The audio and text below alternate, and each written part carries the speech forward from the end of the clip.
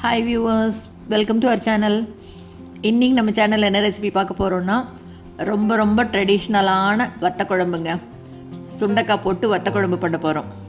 ரொம்ப நாளாக போடணும்னு நினச்சி போட முடியாமல் இன்றைக்கி தான் இந்த வீடியோ போட முடியுது. செம்ம டேஸ்ட்டாக ரொம்ப ட்ரெடிஷ்னலாக அருமையாக பண்ண போகிறோம். வெங்காயம் எல்லாம் சேர்த்தலைங்க, சுண்டைக்காய் மட்டும் சேர்த்து சூப்பரான வத்த குழம்பு எப்படி பண்ணுறதுன்னு பார்க்குறதுக்கு முன்னால் இப்போ தான் நம்ம சேனலை ஃபஸ்ட் டைம் பார்க்குறீங்கன்னா கண்டிப்பாக சப்ஸ்கிரைப் பண்ணிடுங்க. கூடவே பக்கத்தில் இருக்கிற பெல் ஐக்கானில் ஆல்ங்கிறத தட்டி விடுங்க. ஸோ நான் போடுற வீடியோ எல்லாமே உடனுக்குடனே நோட்டிஃபிகேஷனாக வந்துடும். வாங்க இந்த வத்த குழம்பு எப்படி பண்ணுறதுன்னு பார்க்கலாம். முதல்ல ஒரு வாணலியில் நல்லெண்ணெய் சேர்த்துக்கலாம். நல்லெண்ணெயில் தான் இது பண்ணணும். நல்லெண்ணெய் கொஞ்சம் தாராளமாக சேர்த்து பண்ணால் நல்லாயிருக்கும். எண்ணெய் நல்லா காஞ்ச உடனே 2 டேபிள் ஸ்பூன் அளவுக்கு வத்தல் சேர்த்துக்கிறேன். முதல்ல வத்தல் சேர்த்துட்டு அப்புறமா கடுகு சேர்த்துக்கலாம். இப்போ இது கூடவே ஒரு துண்டு பெருங்காயம் சேர்த்துட்டு ஒரே ஒரு காஞ்ச மிளகாய் கிள்ளி சேர்த்துட்டு எல்லாத்தையும் இப்போ நல்லா வறுத்துக்கணும். கடுகும் நல்லா பொரியணும், வத்தலும் நல்லா அப்படி கலர் மாறி டார்க்காக வரணும். இப்போ இது கூட ஒரு கொத்து கருவேப்பிலை சேர்த்துட்டு எல்லாத்தையும் நல்லா வறுத்து விடணும். எண்ணெய் நல்லா காஞ்சதுக்கு அப்புறமா இதில் வத்தல் சேர்த்திக்கணும். அப்போ தான் நல்லா அருமையாக பொரிஞ்சு சூப்பராக வரும். சுண்டைக்காய் பாதி மட்டும் வதங்கி இருந்ததுன்னா நல்லா இருக்காது.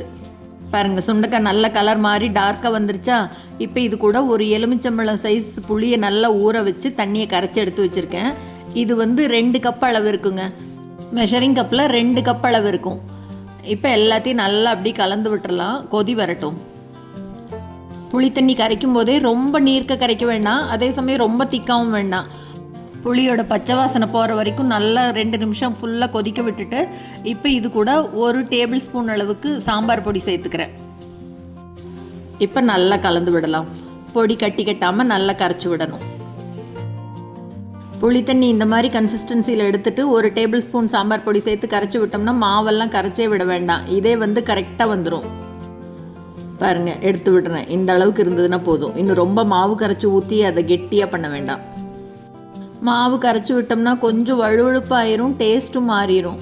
இப்போ நல்லா கொதிச்ச உடனே இதுக்கு தேவையான அளவு உப்பு, கொஞ்சமாக மஞ்சள் தூள் ரெண்டும் சேர்த்து நல்லா கலந்து விட்டு கொதிக்க விடலாம். அடுப்பை மீடியம் ஃப்ளேமில் வச்சு ஒரு 3லேருந்து 5 நிமிஷம் நல்லா அப்படி கொதிக்க விட்டுட்டு கடைசியில் இப்போ இது கூட கொஞ்சமாக வெல்லம் சேர்த்தணும். வெல்லம் சேர்த்தினா தான் வத்த குழம்பு டேஸ்ட்டே. புளிப்பு, சுண்டைக்காயோட கசப்பு இதெல்லாம் சேர்த்து பேலன்ஸ் பண்ணி கொடுக்கும். வெல்லம் சேர்த்து நல்லா கரைச்சி விட்டுட்டு பாருங்கள், கன்சிஸ்டன்சி கரெக்டாக இருக்குது. இந்த அளவுக்கு நல்லா கொதிக்க விட்டுட்டு இப்போ அடுப்பை ஆஃப் பண்ணிக்கலாம். இதுக்கு சாதம் நல்லா சூடாக இருக்கணும், வத்த குழம்பு நல்லா ஆறி இருக்கணும். நல்லா ஆற அப்படியே ஊறி அந்த டேஸ்ட் அருமையாக இருக்கும்.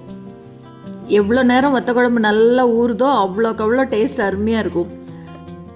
தொகையில் கலந்துட்டு வத்த குழம்பு தொட்டு சாப்பிட்லாம், இல்லை இது கூட வடான் தொட்டு சாப்பிட்டாலும் சரி, அவ்வளோ அருமையாக இருக்கும். நல்லா ஆறுனதுக்கப்புறமா சூடாக சாதத்து மேலே வத்த குழம்பு ஊற்றி நல்லெண்ணெய் விட்டு கலந்து சாப்பிட்டு பார்த்துட்டு மறக்காமல் கமெண்ட்டில் சொல்லுங்கள். இந்த வீடியோ உங்களுக்கு பிடிச்சிருந்ததுன்னா லைக் பண்ணுங்கள், ஷேர் பண்ணுங்கள், கமெண்ட் பண்ணுங்கள். மறக்காமல் நம்ம சேனலை சப்ஸ்கிரைப் பண்ணுங்கள். தேங்க்ஸ் ஃபார் வாட்சிங்.